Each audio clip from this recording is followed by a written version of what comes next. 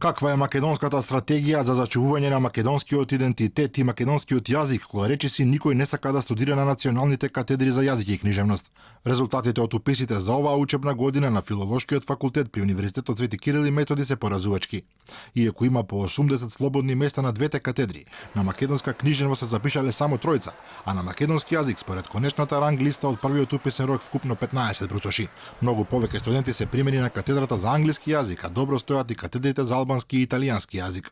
Но оние клучните од кои практично зависи опстанокот или одбраната на македонскиот литературен јазик и книжевност секоја година се попразни. Причините за ова се бројни. Младите се иселуваат од земјата, а оние што остануваат не гледаат никаква перспектива во изучувањето на мајчиниот јазик.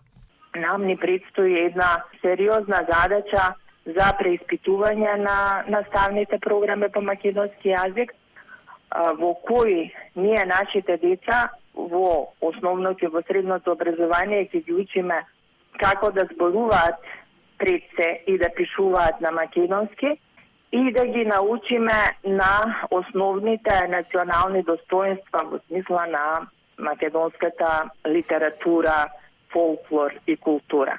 Катедрите на кои се изучува македонскиот јазик во странство се затвараат, а на оние кои натаму живуркаат платите се смешно мали.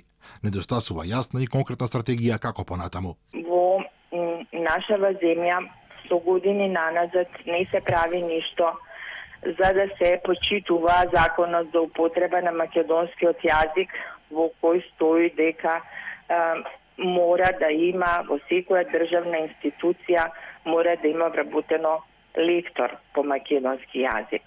На сето тоа делува неверојатна информацијата дека на Институтот за македонски јазик Крсте Мисирков за цели 23 години е вработена само едно лице, а заминале во пензија најмалку 20 научни работници.